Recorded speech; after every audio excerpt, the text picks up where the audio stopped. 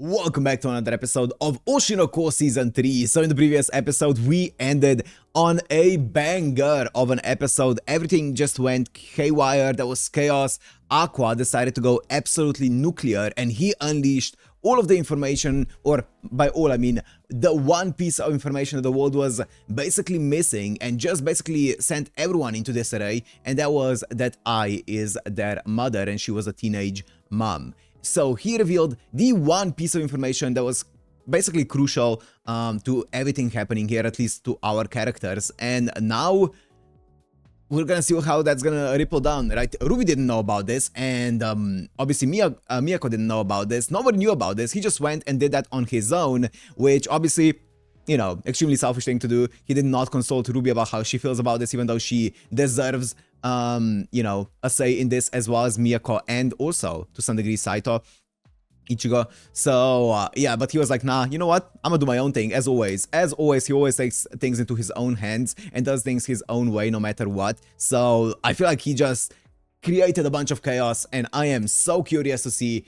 how that's all gonna go down. All right, I guess let's find out. So if you wanna watch this, uncut and blur is always on page in the description, and let's go into Oshi no Ko Season 3 episode 8.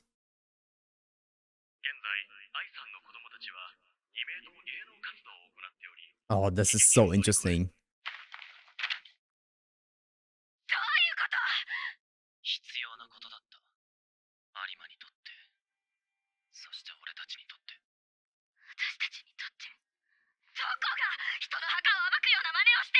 She has every right to be completely angry with him.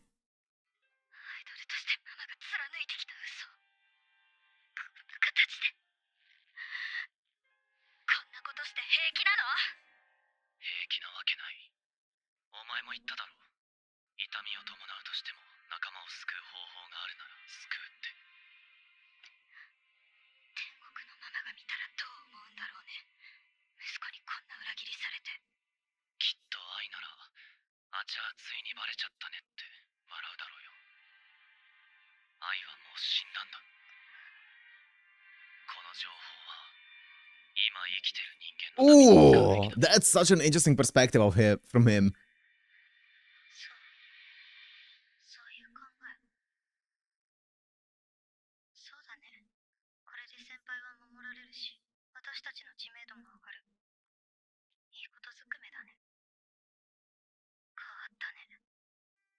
Very much so.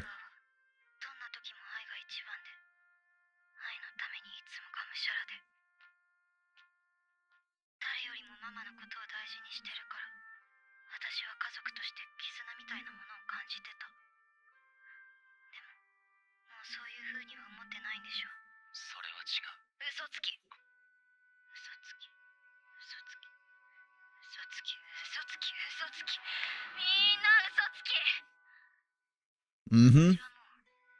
Wow!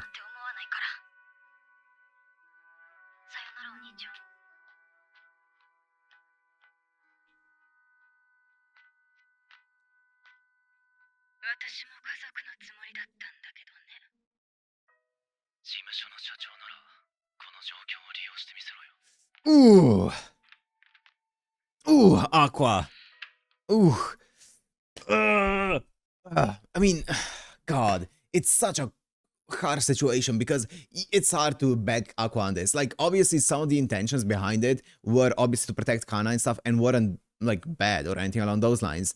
But it is hard to defend that kind of decision, right? It's such a personal decision to so many people around him, and he made that decision on his own without consulting any of the people who this is going to heavily affect, right? And he knows that. He did that willingly and knowingly, that a lot of the people that he's close with, his family, is going to get affected by this, right? Negatively a lot of the times, and distressed and very much pestered by the, you know, by the press and stuff like that. He knew about this, and he still pulled the trigger on this without talking to any of them. An extremely selfish decision by him, and he made that selfish decision very knowingly that it's going to save Kana, right? It is very interesting how basically a lot of his life up until a fairly recent point was purely dedicated to Ai and finding his, you know, his father or her murderer, I should say, Ai's murderer and stuff. And I think it was probably the breaking point or the changing point was when he thought that that entire path was gone, right? When he thought that his dad was gone, he pivoted, right? And I think that changed him a lot. And just even some of the prior story from him changed him a lot. And now he's definitely not thinking, like, this doesn't feel like something that he would do previously, right? In season 1, let's say.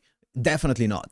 No matter what happened, right? I think he's starting to gain some relationships that he cares about a lot, and I think he is starting to prioritize some stuff over other that he wouldn't have otherwise. It's really interesting to see. 必要なことなんだよ。俺がいなくなった後も、お前がこの世界でやっていくためには。Even after I'm gone. アクアとルビーが愛の子供であることを公表して、1週間経っても、2週間経っても、それからしばらく経った後も、私の記事が表に出ることはなかった。どうしてかは考えるまでもない。アクアが私を守ってくれたんだ。あるいは B 小町そのものを守るためだったのかもしれない。何か別の打算もあったのかもしれない。あの記事は世間の話題をかっさらい、いろんな人が一枚神に参戦し、さまざまな論争を巻き起こし、Kudos to her, love you, support you forever. 最終的に母の思いに応えるために活動する子供たちという絶対的な真実がこの話を美談として決着させた。母が死に際に言ったんです。ルビーは大きくなったらアイドルかなって。私の夢は母が立てなかったドームの夢を叶えることです。アクアさんですよね。私応援してます。大変かもしれませんが頑張ってください。注目度を上げた2人は今やテレビに引っ張りだこ、トップタレントとしての軌道に乗り始めている。 Yeah, from a business perspective, that was a great choice. 私もそのおこぼれに預かりつつ徐々に仕事が増え、みんな忙しい日々を過ごしている。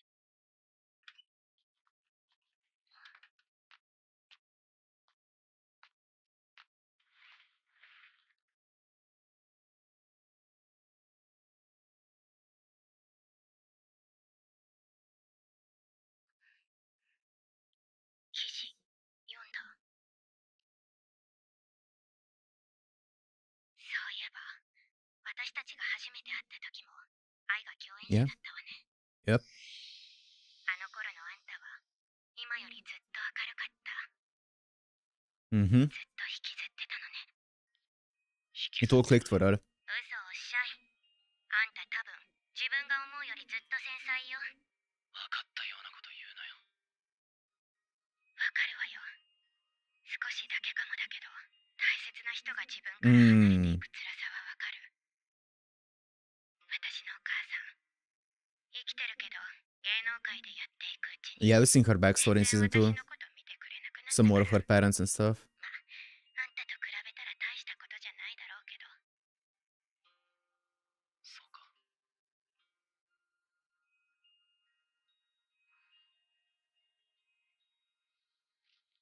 なんであんなことしたの？私の記事を取り下げるため。だとしたって暴露の内容が大きすぎて全然割に合わないでしょ。 I mean, so also to elevate Ruby, right? お前が気にすることじゃない。何よそれ。お前もルビーもメムも B 小町を続けられる。それでいいだろう。そうね。何にしたって感謝はしてる。お前は自分で思ってる100倍はちょろいんだから、これからは100倍気をつけろ。分かってるわよ。でも私遠くないうちにアイドルやめるわ。どうして？やっぱりけじめはつけないとね。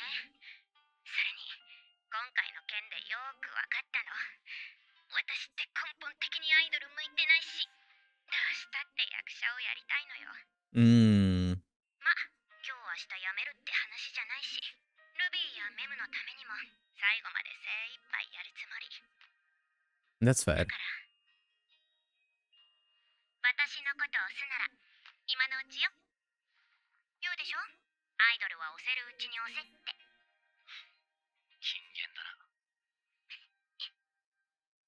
な。 Aw. Oh. Uh-oh. よくもまあ俺の前に顔を出せたもんだな。あれだけのことをしておいて。話がしたい。はあ、話だよ。自 Oh.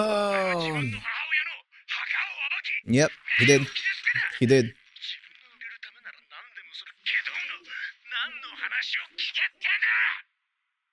俺は愛を死に追いやった真犯人の男の名前を知っている。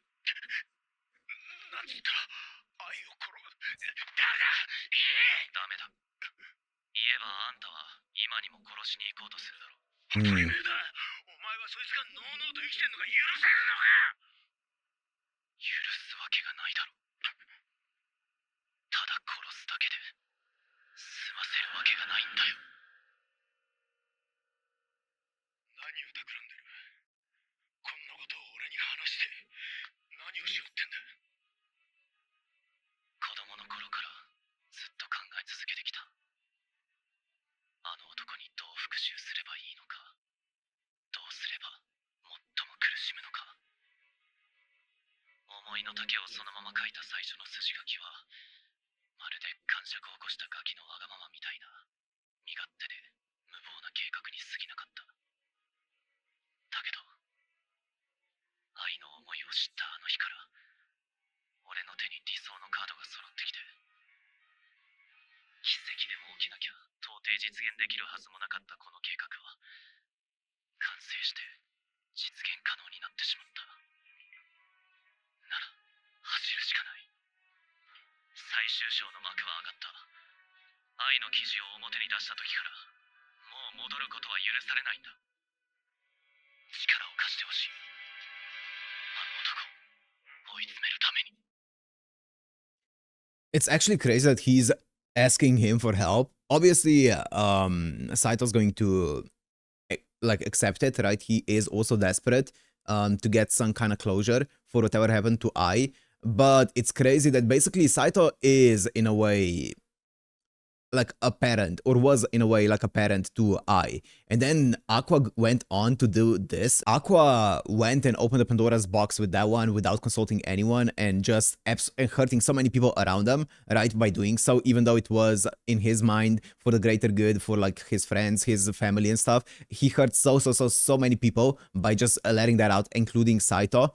And he did, in a way, dig up the grave of Ai and spit on her reputation and stuff by doing that, right? For the sake of A, elevating Ruby's career, B, protecting Kana, and C, presumably he's going to use this to also, you know, find the dead and like his revenge plan and stuff. But it is still a horrible thing to do. And then he goes up to Saito and asks him for help, knowing that Saito is going to accept because of how desperate he is to get revenge as well. Yeah, what a guy, man. What a guy. 星の愛、お前のガキどもはたくましく生きてるぞ。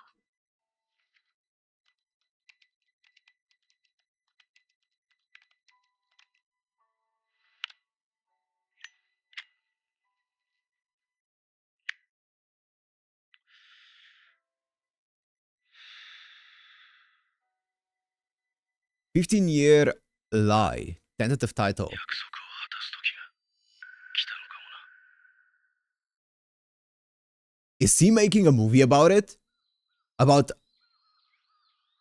Aqua's life? あらら、寝ちゃってるんだ。 Or maybe about Ai's life? 頼んだらこれも。 I'm guessing Aqua's life. やだ。もう少し見てたい。なんでだよ。アクアが人に懐くのが珍しくて。もしかして自分の父親だと思ってるのかも。やめてくれ。結婚できないみそじにそれは刺さる。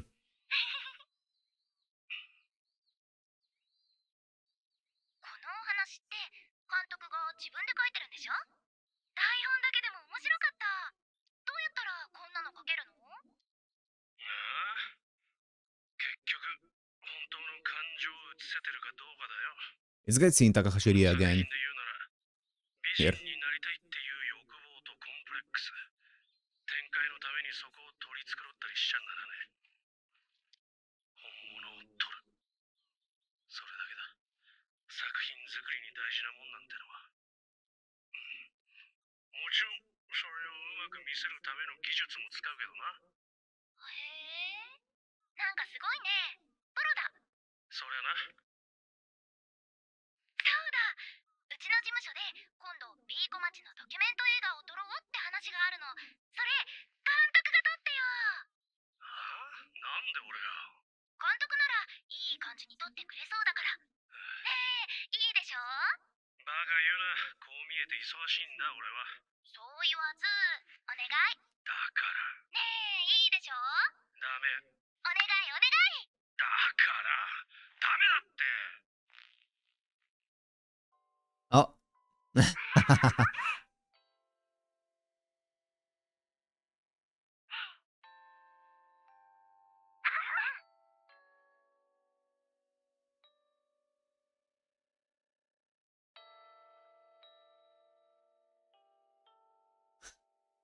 Can't say no, huh? それから、ちまちま撮っていた旧 B 小町のドキュメント映画。上映のスケジュールも本決まりして、あとはドームライブの撮影を残すのみ。And that's when it happened. そんなさなか、Mm-hmm. あの事件は起きた。愛が殺されて、すべてがポシャった。愛は死に際に言ってたらしい。監督に謝っておいてって。Yep. I remember that scene. 俺の方だった。俺は、あいつに手を差し So that's why she said it. 数少ない That's crazy. 一人だったかもしれないのに。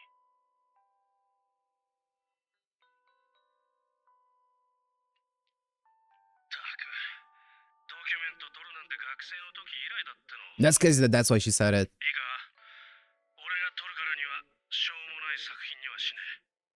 お前が変に取り繕ったり、いつもの調子で嘘で塗り固めた姿しか見せないってんなら、いつでも撮影は取りやめにするからな。監督言ってたもんね。本物を撮りたいって。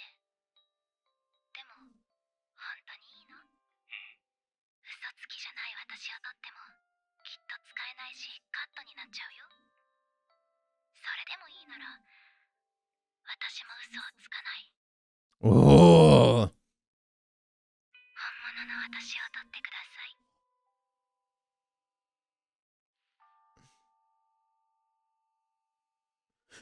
Wait. No. Okay, okay. Oh, it's not yet. It's over yet. It's not over yet. 脚本もほとんどできてる。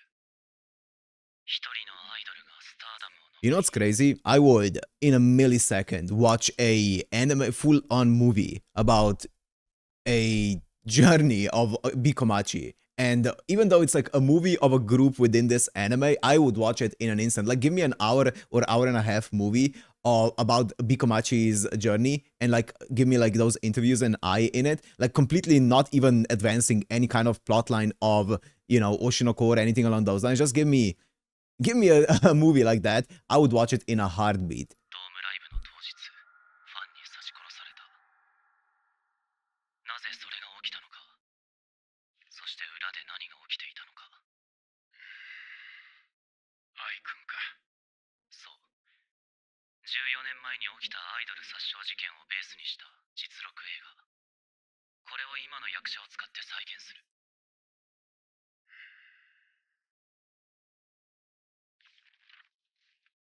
なかなか面白い話が書かれてるけど、難しいね。センシティブすぎる内容に事件を憶測で語りすぎている。ちゃんと裏取りできてるの？ The 下手 footage. したらいろんなところから訴えられるよ。これ。 Footage. 大手の配給会社や出資会社はつかない。これじゃ資金が集まらない。残念だけど、この企画じゃ裏取りはできてる。Mm-hmm. これを語ったのは愛本人だからな。そしてこの脚本を書いたのは監督と他でもない愛の息子、僕自身なんだから。なるほど、そういう感 That's why he put his name on the script. 五反田君も僕も君に踊らされてる気がしなくもないけど、そういうことなら面白いことになるかもね。すごく。 He's bought in. 分かった。この映画は He's 僕の bought in. これは僕にしかプロデュースできない。 Oh, you know it's gonna be a banger of a movie when people are passionate like this about it. とりあえずキャスト候補は星野ルビー、メムチョ、有馬かな、 B-Komachi 島メルト、 melt. 白野 Oh my god, 黒川茜、姫川大輝。 the Avengers. It's the freaking Avengers. Assemble. Holy fuck. 一旦これでいこう。主演、愛役はどうする？とびっきりの売れっ子がいいよね。 Come on. まあ、当てはあるかな。片寄ゆらさん。来春のスケジュールは Of course, Ruby's gonna play the kid, of course. よそからもお伺いは来てるのですが、冠城さんには昔からよくしてもらってるので。主演クラスはお約束します。わかりました。来春は何卒。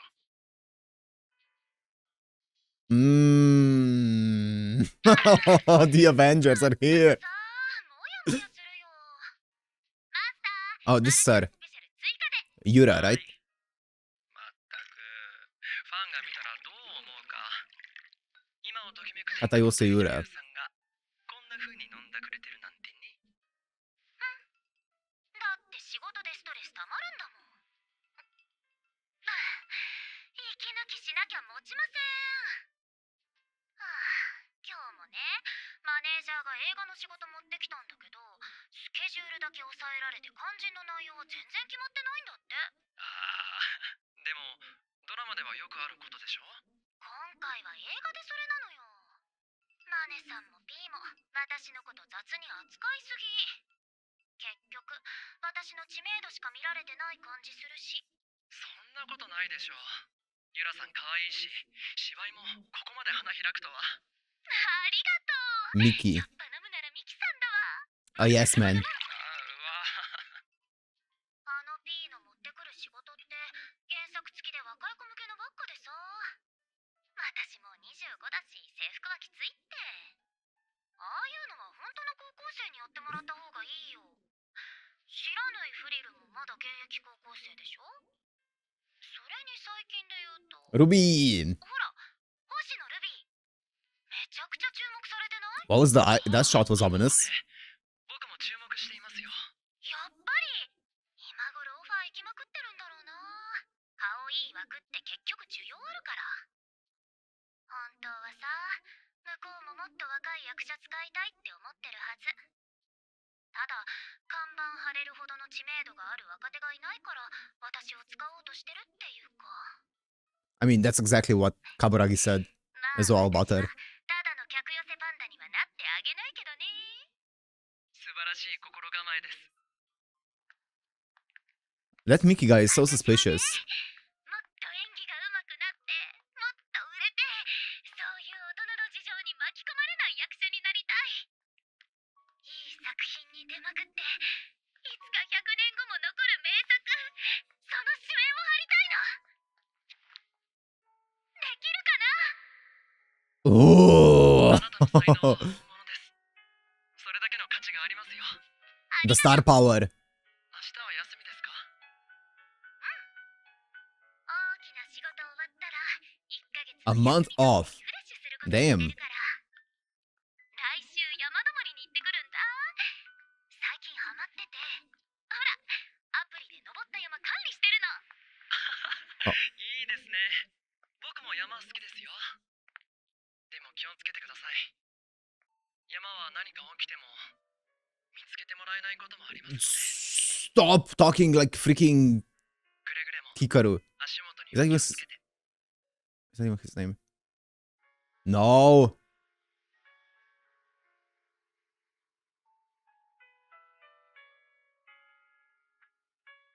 Wait, was this the end of? ですか？ No. 言ったでしょ。足元に気をつけてって。 Was this the end of season 2? It was! This is the end of season 2!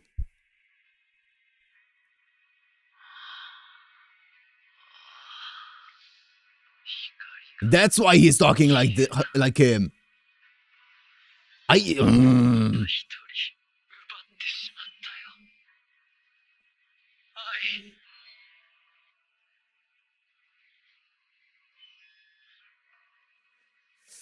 愛。This is the end of season 2. Fuck!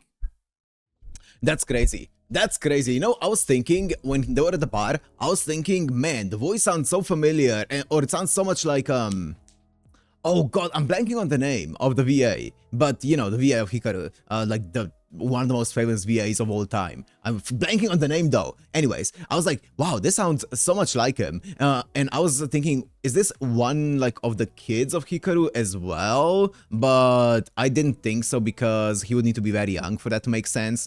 And that I don't know why I didn't put together that it might be Hikaru himself. Damn. I should have put that together.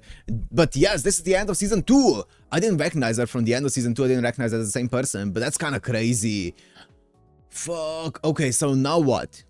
He just killed like one of the... But surely... Miki. Surely somebody's gonna know... I guess he was using a fake identity. I was gonna say, surely somebody's gonna know and be notified of the fact that he is the one who went alongside her to the mountain range or whatever, right? Wherever or, I mean, maybe she just left without telling anyone anything, right? Maybe. But God, he's pulling some dangerous moves there, right? Going somewhere with her in an isolated place, being the last one likely seen with her, if not by anyone else, then by the bartender, and then them disappearing. Or her disappearing and him coming back alive. I don't know, but very interesting stuff. So the entire thing with Aqua makes a lot of sense, right? Like everyone that is extremely angry at him has every right to be angry at him. He knows he's not defending himself, right? He knows that what he's done isn't is a very like selfish thing to do to a lot of people around him. It can hurt them a lot. He knows that. He isn't defending himself. He has his reasons. He weighed the options. He was like, you know what? I'm gonna do this. He's done that, like he's been like that from the beginning, right? We saw it in legit episode 2, I think, was when he called the audition and, or like pretended to be the audition and called Ruby and made his own decision on his own to protect Ruby of being like, no, I'm not gonna let her be an idol. Called her and was like, hey, you didn't make it, right? So he was always making his own decisions for others and imposing them onto others, making sure that they are safe in his own plan, right? By his own plan, by his own like the way that he wants them to be safe, right? Another word for that would be manipulating a lot of people, which he definitely was, right? And yeah, this is definitely the most nuclear plan that he's had so far. He's hurt a lot of people with it. Everyone has every right to be extremely pissed off at him. But he weighed the options and decided this was the best option to ensure everyone's safe and to ensure, you know, Ruby's fame grows. She becomes successful enough that, you know, she can be sustainable. She can stay in this limelight for a long time to come. That Kana can be safe from the news. He just, yeah, he saw this as a necessary sacrifice. It is interesting though, because he was very infatuated with Ai, and up until a certain point, and it feels like that has become less of a thing within him now, or at least obviously he still cares for Ai and all of those things, but it definitely feels like that isn't as big of a priority right now as it was back during season 1, right? Which is a very interesting change that happened within him, right? And I think it's a big part of that is also because, not just because he cares less for that, I think it's more so because he cares a lot more about the people around him. Like Kana, like Akane even, like Ruby, all of those people. I think he's just starting to care a lot more about them, especially during the period where he could be a bit more himself when, you know, he thought his dad was dead. During that period, I feel like he formed some connections. Well, I don't think the kind of connection was formed during that period, to be honest, but I think over the course of the last 2 seasons, he definitely formed connections that were a lot stronger than before. So I think that's why, you know, his priorities changed a bit. And it's really cool to see. It's really cool to see that kind of progression, right? Even though obviously I don't agree with a lot of things he does, it is very interesting to see him change as a person in this way, right? I think it's really, really interesting. Yeah, that was very interesting. I wonder what his plan is going to end up being for this, and also I wonder how the entire death of the actress here, Yura, is going to affect the movie, right? I wonder what kind of role Aqua and Ruby are gonna play in the movie, because I was gonna guess at first that maybe Ruby's gonna play I, but also, are they gonna be just playing her kids? Are they gonna be... I'm guessing the other ones, like, let's say, like all the B-Komachi members minus Ruby, plus also maybe like Akane, are gonna be probably playing the old B-Komachi, right? And then maybe they would have Yura be the eye of the group, and then all three B-Komachi plus Akane would be the old B-Komachi, and all of those things. And then I don't know what role Aqua would be playing in it, since this is supposed to be the movie of the old, like, Ai's life and stuff, right? So I don't know, maybe Aqua would be playing Saito or something. I don't know. Yeah. I'm just really curious to see how they're gonna pull off this movie and what it's gonna be, like how it's gonna be portrayed. I also want to see the OG interview with I would love to see that. I want to see what kind of interview that ended up being, you know, of I dropping down her mask and just fully talking as I, as opposed to you know, the idol, but as a real, like, actual I that we haven't gotten to see much of, right? Even when she was with her family, even in all of episode 1, we haven't gotten to see much of the real I just speak and stuff, right? Because she was always putting on this persona. So it would be really cool to see the OG interview between Hoshino I and the director, and see what that ended up being like. I hope they show it. I think that would be really, really cool.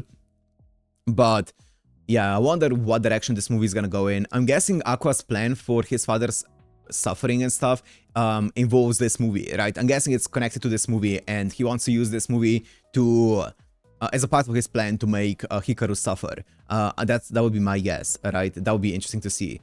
But yeah, I also wonder what kind of dynamic Ruby and Aqua are gonna end up having after this spout here. Miyako also, obviously, I mean, she was pretty harsh on Aqua, as well as she should be. I think she has, once again, every right to be. So yeah, it's gonna be just really interesting to see. But anyway, for now, I'm gonna end it here. Hope you guys enjoyed. If you did, make sure to like and subscribe, and I'll see you in the next one. Peace.